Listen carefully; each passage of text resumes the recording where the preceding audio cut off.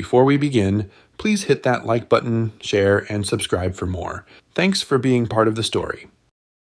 It was about 30 years ago, during my teenage years, when a series of events unfolded that I still remember vividly. My friends and I were a tight-knit group who shared a common interest in activities typical of teenagers at the time. Back then, I was a mischievous kid. Instead of studying, I often spent my after-school hours hanging out with like-minded friends, drinking, or riding around with motorcycles. We thought we were cool for doing these things. Most of us lived in the same apartment building or nearby alleys, and we all shared one common routine, gathering at a designated friend's place to drink after school. This daily ritual involved a group of around 8 people. Everyone in the group had a motorbike except for me.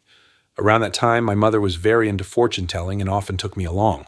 On one particular occasion, a fortune-teller gave me a stern warning. I should be extremely cautious and avoid riding motorcycles because if I did, it could lead to a tragic death. This warning deeply affected me, making me wary of motorcycles. From that point on, no matter how intoxicated or reckless I got, I stayed away from them entirely. Now that I think about it, anyone could have made such a prediction, since riding motorcycles was very common. But back then, as a teenager, I was much more gullible. Before that warning, I used to jump at every chance to run out for more alcohol or snacks, just for the thrill of riding a motorcycle. But after hearing the fortune teller's ominous prediction, I became much more cautious. During our drinking sessions, I never touched or even went near a motorcycle again. I stopped volunteering for beer runs, keeping my distance from anything that might tempt fate. One day, my usual group of friends and I gathered at our regular spot, 8 of us packed into a cramped apartment. Unlike other times, though, I felt strangely uneasy. My mood was heavy, and my eyelid kept twitching.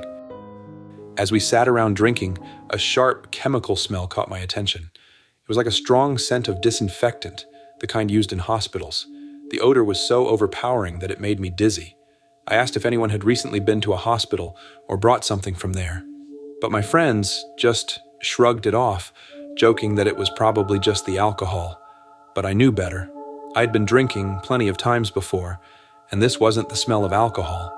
No matter how hard I tried to ignore it, the uneasy feeling wouldn't go away. As the afternoon stretched into evening, we kept drinking.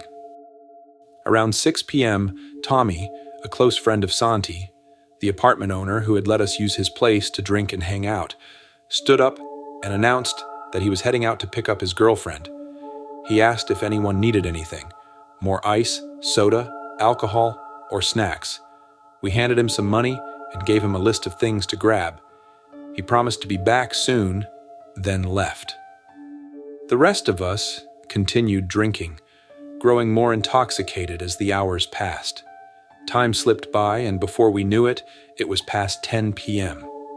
Tommy had been gone for hours, and we were out of ice, alcohol, and snacks. Everyone was heavily drunk, complaining and arguing over who should go out to buy some more. But no one wanted to make the trip downstairs because we were all too intoxicated. Back then, mobile phones were rare and expensive, and most people relied on landlines or pagers. As the night dragged on, frustration grew. We started cursing Tommy for taking so long and sent messages through our pagers, hoping he would respond soon. I had felt uneasy since the afternoon and was drinking much less than usual. As the night wore on, the strange smell of disinfectant grew stronger, making me feel even more uncomfortable. Feeling increasingly nauseous, I decided I couldn't stay up any longer. But since it was so late and I was afraid of the dark, I didn't want to go home alone. Pretending to be too drunk, I told my friends I would sleep there for the night. I asked them to wake me if Tommy returned, then lay down on a bed in the corner of the room. As midnight approached, some of the group decided to head home, since there was no more alcohol left. Santi, the apartment owner, 3 others, and I stayed behind, waiting for Tommy to come back. Feeling drowsy, we all eventually moved into the bedroom and dozed off. I was drifting off when, around 2 a.m., I was startled awake by the sound of the apartment door being unlocked. Still groggy, I heard footsteps entering the room, followed by the faint clatter of a helmet being set down and someone walking into the bathroom. The water ran briefly, then the toilet flushed. Santi, the apartment owner, half asleep, shouted from his bed, "Tommy, you're finally back. You left us waiting for hours." He also reminded him not to forget to lock the door before going to sleep. Relieved that he had finally returned, I let myself drift back to sleep. Still in a sleepy haze, I felt the bed sink slightly, as if someone had sat down next to me. I vaguely heard Tommy muttering something, complaining about a headache. His voice was quiet and unintelligible, but his presence was unmistakable. Annoyed, Santi grumbled and shouted, "Quiet down. People are trying to sleep. We have classes in the morning." After that, everything fell silent. Around 3 a.m., the phone in the apartment rang loudly, jolting me awake. The persistent ringing annoyed me and the others. Who could be calling at this hour? Santi got up, grumbling, and went to answer it. On the other end of the line was Tommy's mother, her voice trembling with emotion. Through her sobs, she broke the tragic news. Tommy had been in a motorcycle accident earlier that evening, around 7 p.m. He had lost control of his motorbike, and a truck had run over his head, killing him instantly. His body was now in the morgue, waiting to be prepared for the funeral. The moment the tragic news was shared, everyone in the room froze.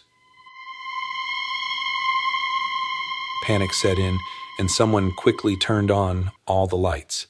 We searched the entire apartment, but Tommy was nowhere to be found.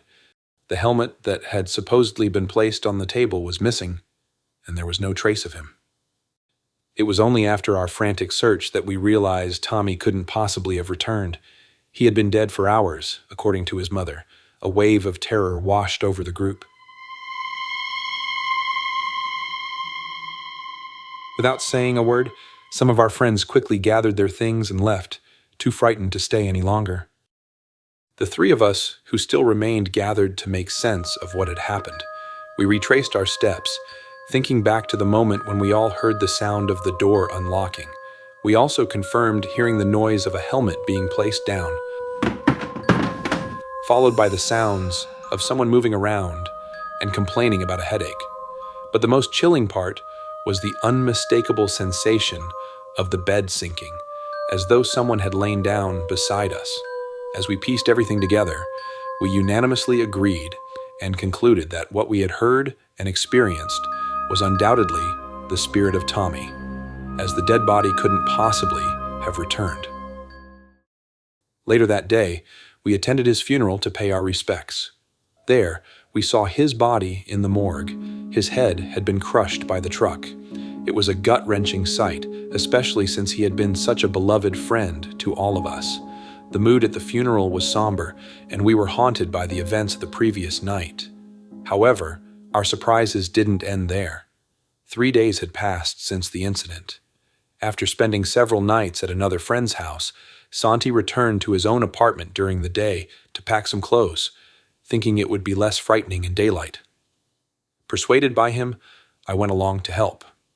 While we were packing, a sudden knock at the door startled us. We exchanged uneasy glances before my friend Santi went over to answer it. It was the neighbor from next door. He asked where we had been, explaining that for the past 2 nights, he had seen someone standing outside our apartment door around 2 a.m. The person wore a helmet, carried a bag of ice and drinks, and seemed to be waiting for something. The neighbor had even asked the person who he was and what he was doing, but he received no response.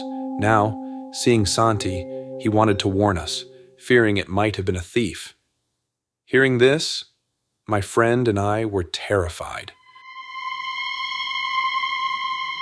The person the neighbor had seen could only have been Tommy, described exactly as he had been when he left to pick up his girlfriend. Realizing this, We rushed to finish packing, not just clothes, but everything we could, and left the apartment immediately, for good. We couldn't bear to stay there any longer. From that point on, my friend Santi took turns staying at different friends' houses, too scared to return to his apartment for over a year.